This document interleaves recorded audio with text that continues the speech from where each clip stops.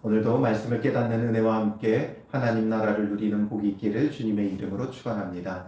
오늘 본문 말씀은 마리아가 예수님께 향유를 부은 사건을 기록하고 있는데요.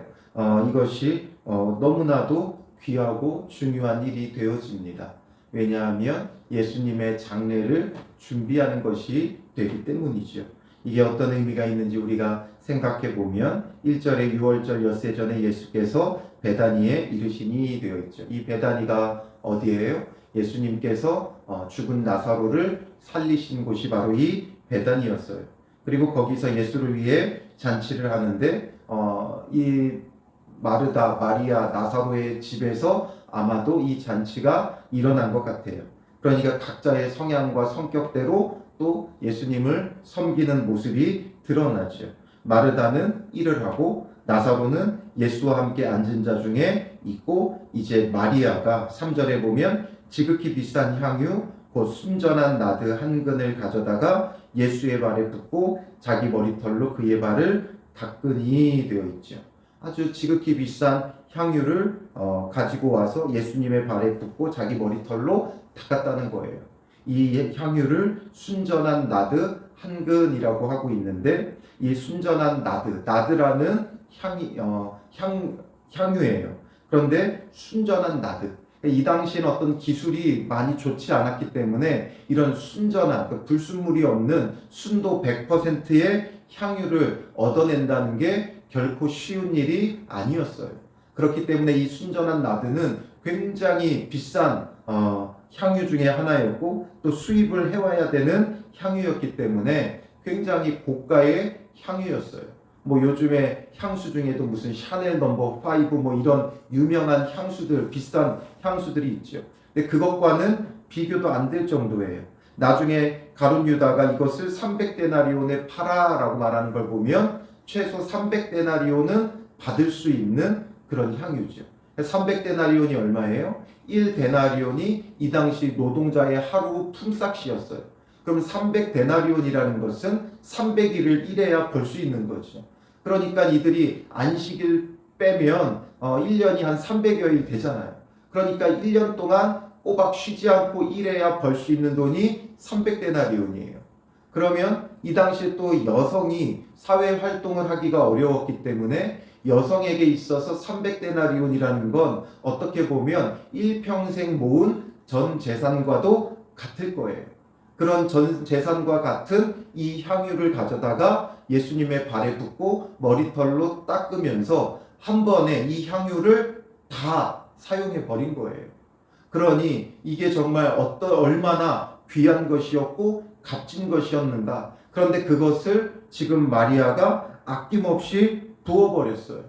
이것을 본 가룟 유다가 화들짝 놀란 거지요. 저런 비싼 향유를 이렇게 한 번에 다 붓는다는 게 이게 무슨 일인가 싶어가지고 그가 하는 말이 뭐였어요? 5절에 이 향유를 어찌하여 300데나리온에 팔아 가난한 자들에게 주지 아니하였느냐.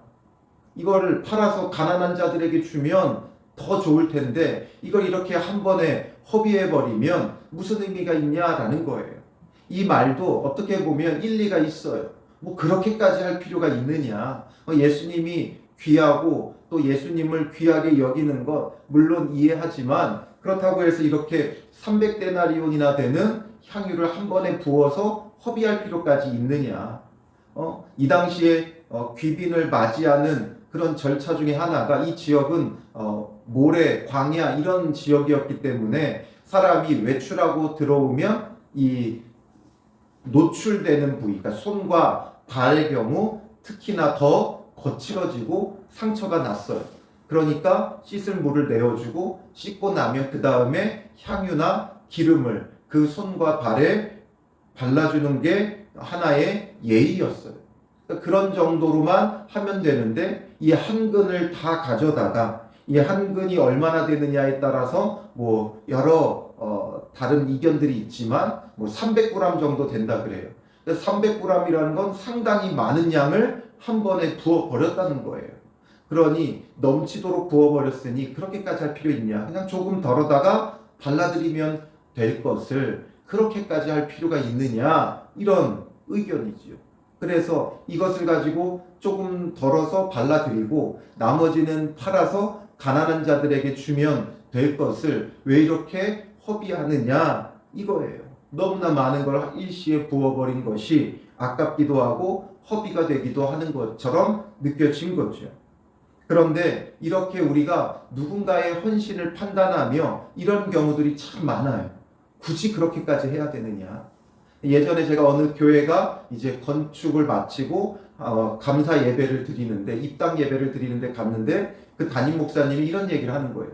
정말 주님의 전을 짓는 데 있어서 정말 온 마음과 힘을 성도들과 다 했다. 그래서 화장실에 변기 하나까지도 그냥 함부로 하지 않고 가장 좋은 것으로 하려고 애썼다는 거예요.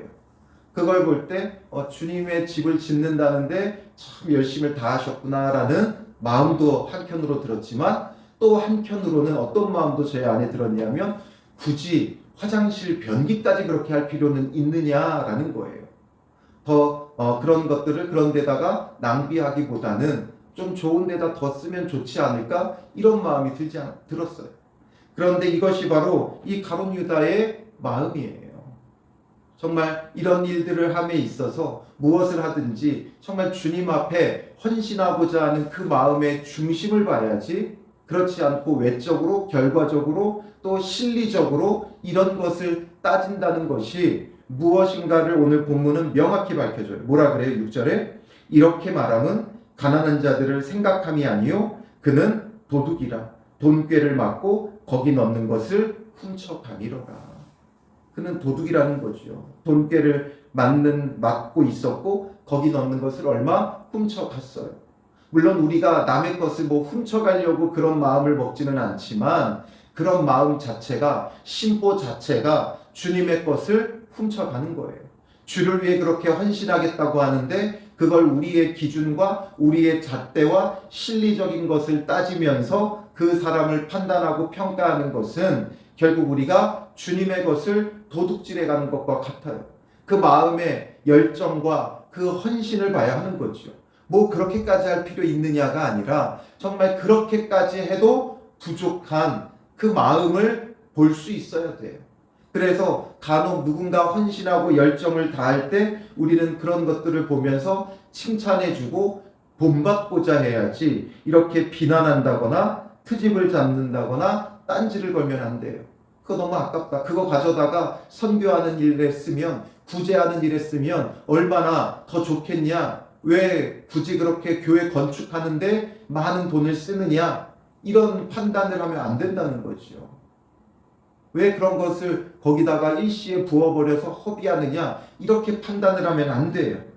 그런 헌신하고자 하는 마음을 보고 그 마음을 배워야 되고 우리가 어떻게 하면 우리도 주를 위해 살아갈까를 생각해야 된다는 거죠. 모두가 물론 똑같이 할 필요는 없어요. 그들이 최고급으로 교회를 건축하든 또 여러 가지 것을 허비하든 주님을 위해 하겠다는 그 마음을 보고 내가 정말 주를 위해 할 수 있는 최선의 것을 하면 되는 거예요. 그런데 이런 것을 가지고 비난하거나 트집 잡거나 딴지 거는데 우리의 시간을 낭비하면 안 되는 거예요. 내가 할 수 있는 걸 하면 되지요. 정말 주를 위해 가난한 자를 돌보는 것도 우리가 해야 될 일들 중에 하나예요. 그런데 그거 왜 안 하느냐 비난하지 말고 그걸 내가 하면 되는 거지요.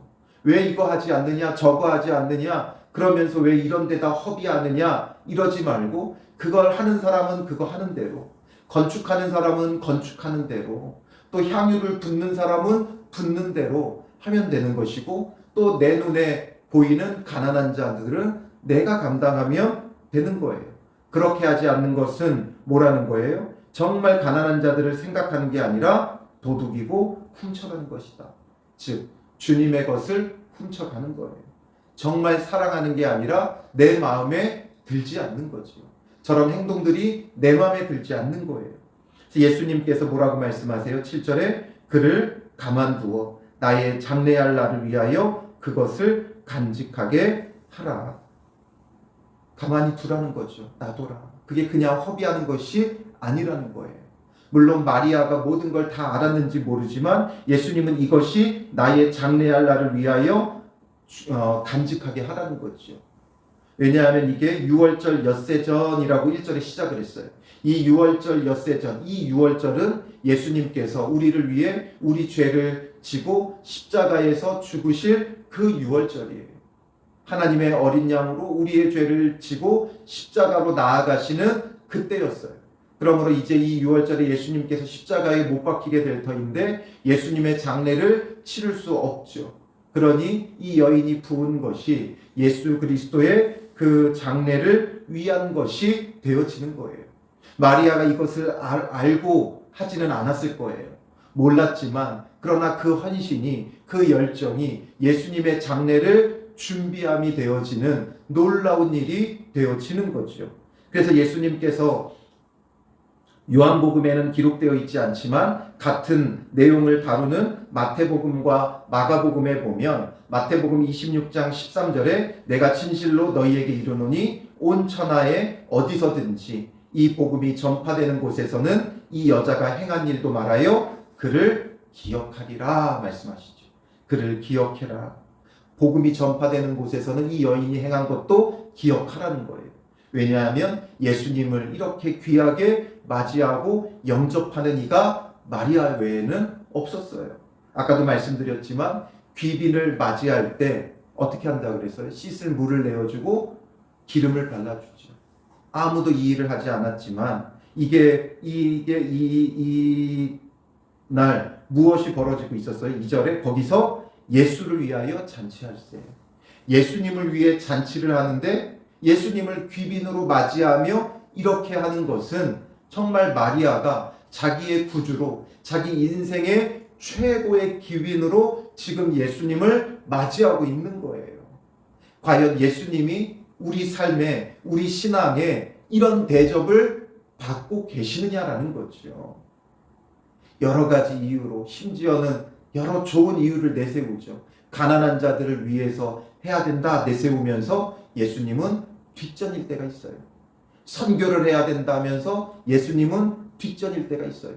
예배한다고 하면서 예수님은 뒷전일 수가 있어요.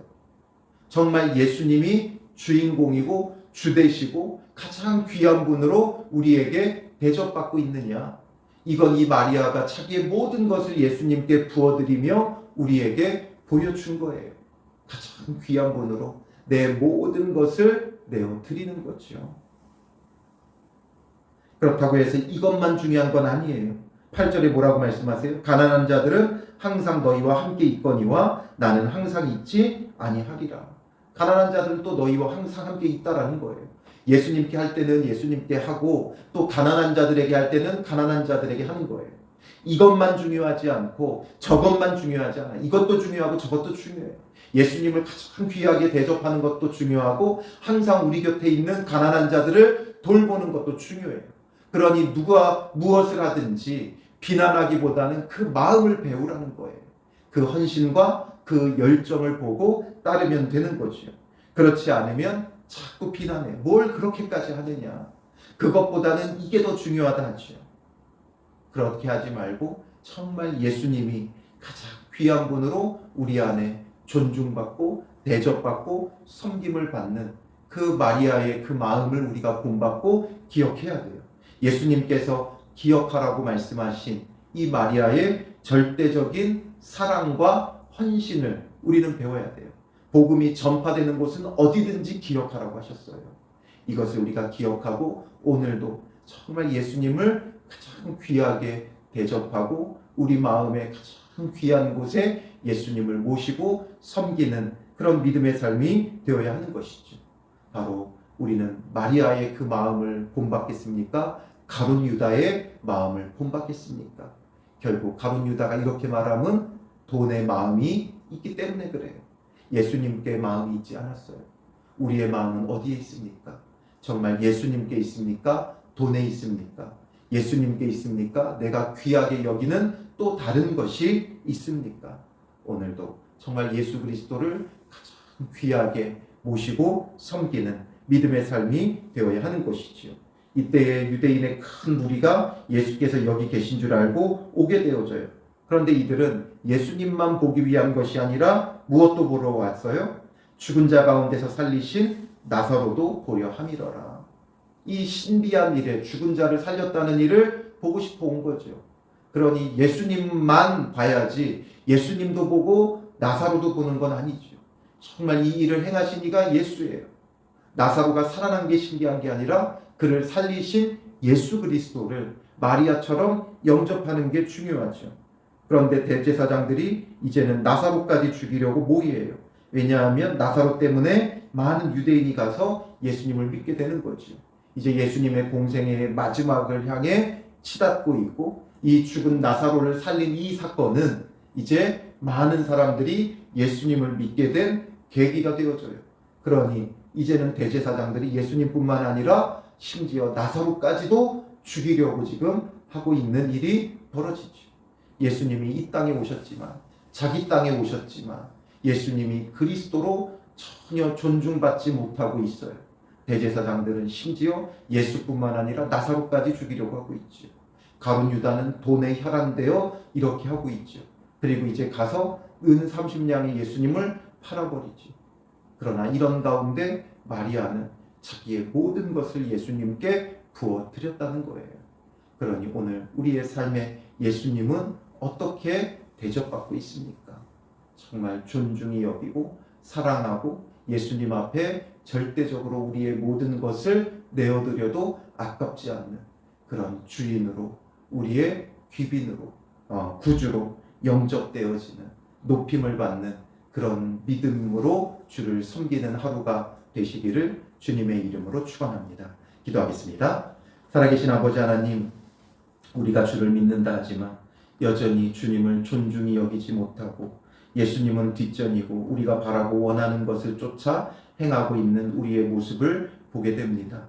헛된 우리의 마음을 내려놓게 하시고 정말 예수님이 우리 안에 귀하게 대접받고 존중받고 모든 것을 내어드려도 아낌이 없는 그런 믿음의 삶이 되게 하옵소서. 주를 사랑하고 주님 앞에 절대적인 헌신과 사랑을 내어드리는 믿음의 사람들 되어 오늘도 주님이 높임을 받는 하루가 되게 하여 주시옵소서. 예수 그리스도를 온전히 사랑하는 마음과 그 앞에 헌신하는 마음을 주께 내어드리게 하여 주실 줄 믿사오며 예수님의 이름으로 기도합니다. 아멘.